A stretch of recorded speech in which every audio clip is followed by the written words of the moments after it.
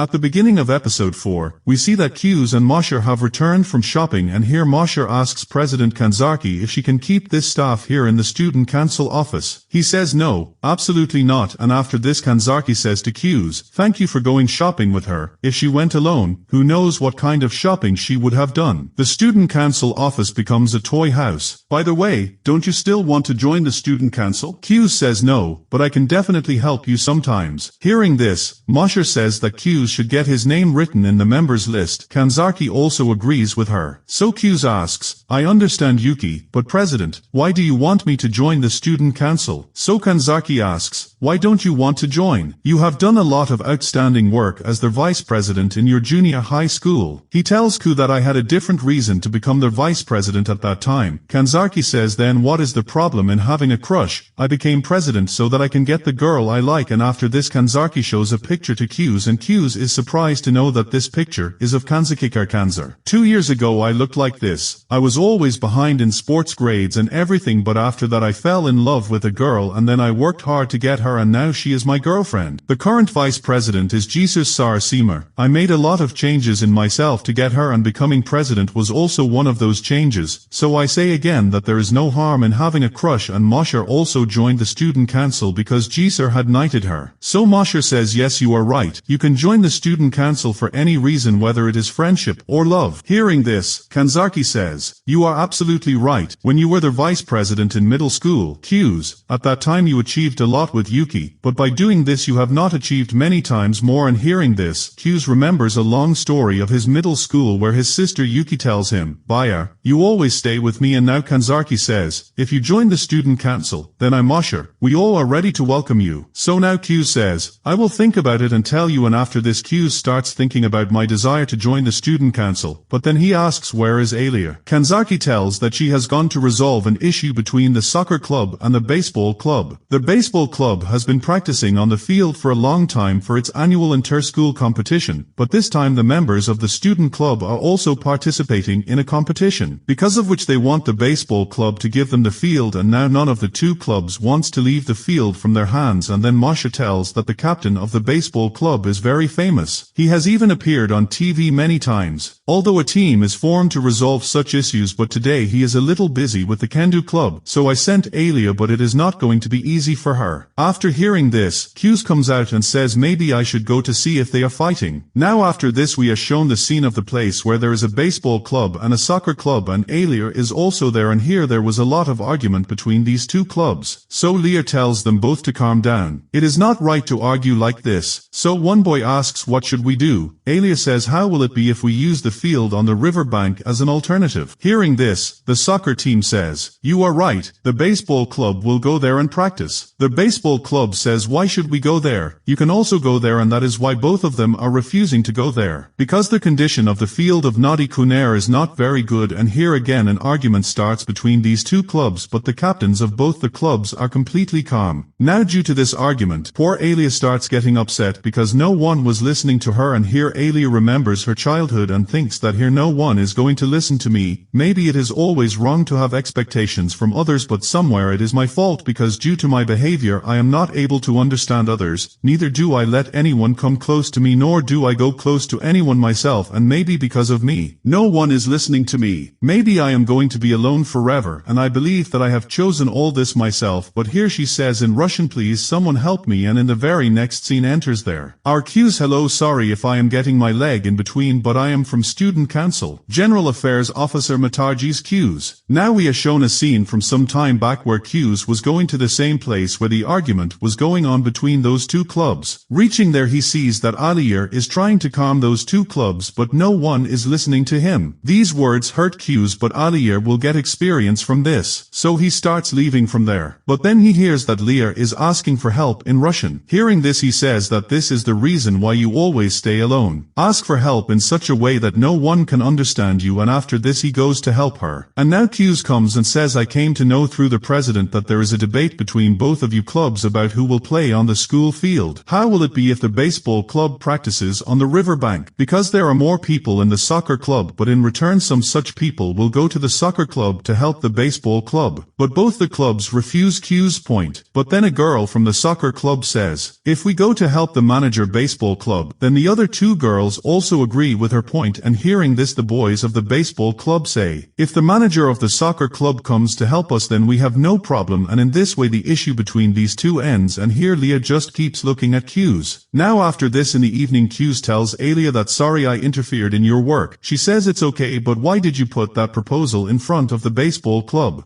Looking at you I felt as if you already knew that the soccer club manager will be ready to help there. And Alya noticed this thing sometime when Q's was staring at the same manager. Q's himself tells that she is dating the manager, the captain of the baseball club. When both of them revealed their relationship in front of everyone, many people were surprised to see this. During that entire argument, the captain of the baseball club did not say anything, because maybe if he said something, his girlfriend could have got into trouble because of this. On the other hand, his girlfriend agreed to help because of this, because she had understood that the soccer club is arguing for that reason now. That's why I deliberately put that proposal in front of them, and the baseball club will also be very happy with this, because some cute girls will support them in their practice and the soccer club will be happy that they have won the field. Not a win-win situation. But then Q sees that the president is in front of them. The matter is over between them, Alya says. Yes, all thanks to Q's. But then Q says, everything has happened according to your plan. Kanzaki says, oh, you caught me. By the way, what is your answer? He says, I would like to become the first member of the student council. Mother, Sachikarkas. Kanzer says, I welcome you. But friends, Alya is not very happy with this. By the way, while going home after this, Q says, I think I was completely caught in the trap of the president. And yes, all the paperwork of Q's will be done tomorrow. But here Alya asks Q's, have you really joined the student council? He says yes. Leah asks, did you join so that you can help Yuki in the student council president election? He says, if I say, won't you contest the resident election? She says, even if you go against me, I will definitely become the student council president. I will never give up. Q's remembers something and says in his mind, yes, you have always been like this. And now he says, if you want, I can help you become a student council. From now on, I will not leave you alone. I will always support you. So hold my hand quietly, Alya and brother. At this moment, Alya keeps looking at Q's, and after this she holds Q's hand, and after this she tells him in Russian, I like you. And hearing this, Q's heart starts beating fast. He remembers his childhood